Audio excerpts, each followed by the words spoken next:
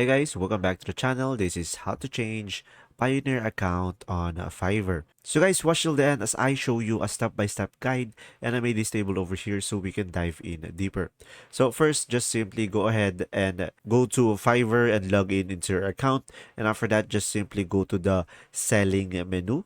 And once you are there, just simply go for the earnings. And guys, in available funds, just simply click manage payment payout methods or withdraw balance, and from there guys just simply select manage payout methods, and from there you should be able to change your withdrawal method. And after that, just simply choose your desired option, or if you don't have the desired option, you can just simply add a new one. And guys, if you have a new Pioneer account and you want to set it up, you can just simply go ahead and switch to selling, go to my business, and go to the earnings again. And after that, just simply click manage payout methods.